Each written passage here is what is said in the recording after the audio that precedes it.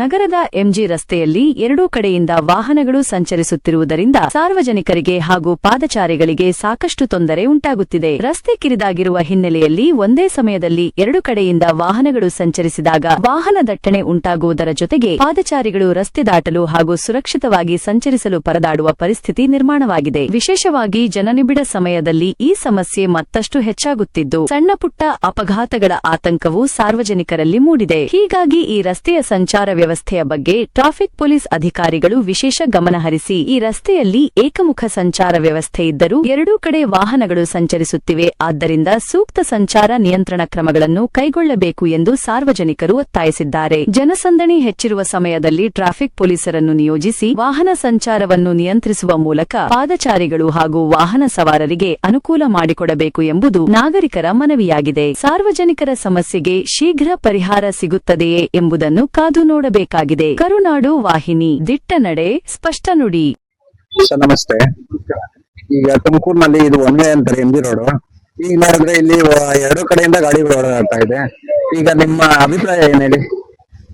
ನೋಡಿ, ಇವತ್ತು ಏನು ನಮ್ಮ ತುಮಕೂರಲ್ಲಿ ತುಂಬಾ ಪ್ರಸಿದ್ಧವಾದಂತ ಜಾಗ ಅಂದ್ರೆ ಅದು ಎಂಜಿ ರೋಡ್ ಇರ್ಬೋದು, ಇನ್ನು ಹಲವಾರು ಪ್ರಸಿದ್ಧವಾದಂತ ಜಾಗಗಳಿದ್ದಾವೆ. ಆದರೆ ಪ್ರಮುಖವಾದಂತ ಸ್ಥಳ ಅಂದ್ರೆ ಎಂಜಿ ರೋಡ್ ಇರ್ಬೋದು. ಈ ಗಾಯತ್ರಿ ಟ್ಯಾಕ್ಸ್ ಇಂದ ಹಿಡಿದು ಸುಮಾರು ಏನ್ ನಮ್ಮ ಗುಂಜಿ ಸರ್ಕಲ್ ವರ್ಗುನು ಎರಡು ಕಡೆ ಕಾರ್ ಪಾರ್ಕಿಂಗ್ ಮಾಡ್ತಾರೆ. ಒಂದ್ ಕಡೆ ಕಾರ್ ಪಾರ್ಕಿಂಗ್ ಮಾಡ್ತಾರೆ, ಟೂ ವೀಲರ್ ಪಾರ್ಕಿಂಗ್ ಮಾಡ್ತಾರೆ.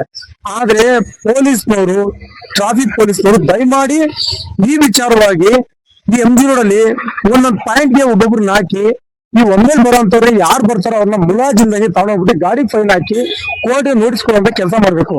ನಿಜವಾಗ್ಲೂ ಇವತ್ತು ಬೆಳಿಗ್ಗೆ ಎದ್ರೆ ಆಕ್ಸಿಡೆಂಟ್ ಆಗ್ತಾ ಇದೆ, ಪಾದಾಚಾರಿಗಳು ನಡ್ಕೊಂಡು ಹೋಗಕ್ಕಾಗ್ತಿಲ್ಲ. ಇದ್ರ ಬಗ್ಗೆ ಪೊಲೀಸ್ ಇಲಾಖೆಯವರು ಏನ್ ಮಾಡ್ತಾ ಇದಾರೆ, ಯಾಕೆ ಗಮನ ಹರಿಸ್ತಾ ಇಲ್ಲ ಅಂತ ನಮ್ಗೆ ದೇವರೇ ಗೊತ್ತಿಲ್ಲ. ಯಾಕಂದ್ರೆ ತುಮಕೂರು ನಗರ ಇರೋದ್ರಿಂದ ಪ್ರಸಿದ್ಧವಾಗಿ ಜಾಸ್ತಿ ಜನ ಓಡಾಡೋ ಜಾಗ ಇದು. ಒನ್ವೇಲಿ ಸುಮಾರು ಜನ ನೋಡಿ ಬರ್ತಾನೆ ಇರ್ತಾರೆ. ನೋಡಿ ಈಗಲೂ ಬರ್ತಾರೆ. ಈ ತರ ಜನಗಳು ಬಂದಾಗ ಏನಾಗುತ್ತೆ, ಆಫೀಸ್ನಲ್ಲೂ ಗಾಡಿ ಬರ್ತಾರೆ, ಈ ಕಡೆಯಿಂದ ಬಂದು ಕಾಲ್ ಮುರಿಯೋದು, ಕೈ ಮುರಿಯೋದು, ಆಕ್ಸಿಡೆಂಟ್ ಆಗೋದು. ಬೆಳಿಗ್ಗೆ ಎದ್ರೆ ಟ್ರಾಫಿಕ್ ಸ್ಟೇಷನ್ ಆಗಿ ಏನೋ ಕೇಸ್ ಹಾಕ್ತಾನೆ ಇದ್ದಾರೆ ಪ್ರಕರಣಗಳು. ಹಾಗಾಗಿ ಈ ಕೂಡಲೇ ಈ ಸಂಬಂಧಪಟ್ಟ ಅಧಿಕಾರಿಗಳು ಇದನ್ನ ಕೂಡಲೇ ಗಮನ ಹರಿಸ್ಬೇಕು. ಇಲ್ಲ ಅಂದ್ರೆ ನಿಜವಾಗ್ಲೂ ನೋಡಿ ಕಾರ್ಗಳು ಸಮೇತ ಬರ್ತಾ ಇದಾರೆ. ಹಾಗಾಗಿ ಇವತ್ತು ನಾವ್ ಏನಂದ್ರೆ ಈ ಕೂಡಲೇ ಅಧಿಕಾರಿಗಳು ಗಮನ ಹರಿಸಿ ಸಂಪೂರ್ಣವಾಗಿ ಎಂಜಿ ರೋಡ್ ನ ಒಂದು ಕಡೆ ಕಾರ್ ಪಾರ್ಕಿಂಗ್ ಮಾಡಬಹುದು, ಇಲ್ಲ ಒಂದು ಕಡೆ ಬೈಕ್ ಪಾರ್ಕಿಂಗ್ ಆಗಿರ್ಬೋದು. ಈ ತರ ಮಾಡಿ ಜನಗಳಿಗೆ ತುಂಬಾ ಅನುಕೂಲ ಮಾಡ್ಕೊಡ್ಬೇಕು ಅಂತ ಅಧಿಕಾರಿಗಳು ನಾವು ಮನವಿ ಮಾಡ್ತಾ ಇದೀವಿ.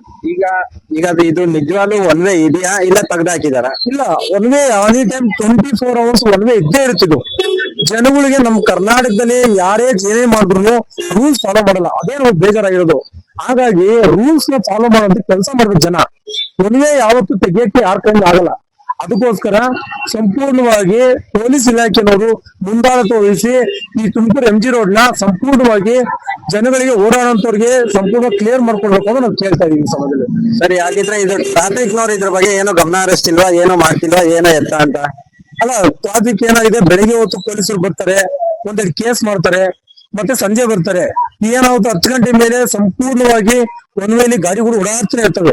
ಆಗ ಪೊಲೀಸರು ಬೆಳಗ್ಗೆಯಿಂದ ಸಂಜೆವರೆಗೂ ಒಂದು 3 ಪಾಯಿಂಟ್ಗೆ ಪೊಲೀಸರು ಹಾಕಿದ್ರೆ ಸಂಪೂರ್ಣವಾಗಿ ಜನ ಏನಾಗುತ್ತೆ, ಒನ್ ವೇಲಿ ಯಾರು ಬರಕ್ಕೆ ಹೆದರ್ತಾರೆ. ಇಲ್ಲಿ ಪೊಲೀಸರನ್ನ ಸಂಪೂರ್ಣವಾಗಿ ಆಗ್ತಾನೆ ಇಲ್ಲ. ಎಷ್ಟು ನೋಡಿ ಟ್ರಾಫಿಕ್ ನೋಡಿ, ನೀವು ತೋರಿಸಿದಾರೆ ಅಲ್ಲಿ ನೋಡಿ. ಈ ತರ ಆಯ್ತು ಅಂದಾಗ, ಈ ತರ ಹೋಗ್ತವೆ ಗಾಡಿಗಳು ಅಂದಾಗ ಏನ್ ಮಾಡ್ಬೇಕಾಗುತ್ತೆ ಜನ? ಹಾಗಾಗಿ ಸಂಪೂರ್ಣವಾಗಿ ತೊಂದರೆ ಆಗ್ತಾ ಇದೆ.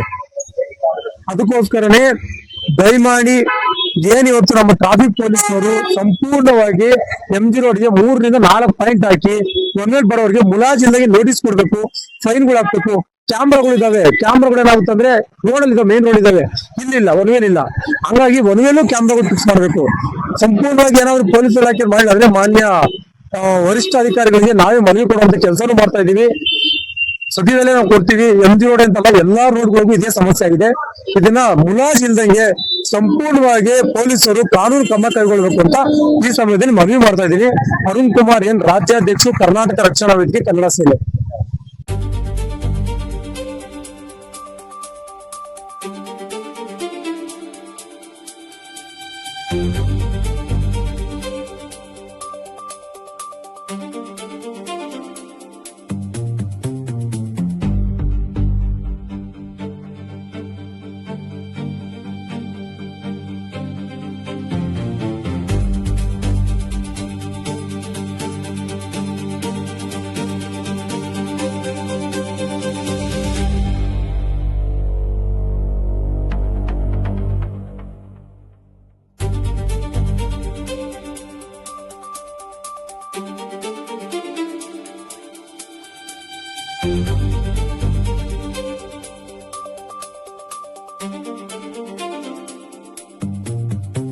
ನಮ್ಮ ಚಾನೆಲ್ ಅನ್ನ ಈಗಲೇ ಸಬ್ಸ್ಕ್ರೈಬ್ ಮಾಡಿ, ಜೊತೆಗೆ ಬೆಲ್ ಐಕಾನ್ ಅನ್ನ ಕ್ಲಿಕ್ ಮಾಡಿ. ನಿಮ್ಮ ಒಂದು ಸಬ್ಸ್ಕ್ರೈಬ್ ನಮ್ಮನ್ನ ಇನ್ನಷ್ಟು ಉತ್ತಮ ಮತ್ತು ವಿಶ್ವಾಸಾರ್ಹ ಸುದ್ದಿಗಳನ್ನ ನಿಮ್ಮವರೆಗೆ ತಲುಪಿಸಲು ಪ್ರೇರೇಪಿಸುತ್ತದೆ.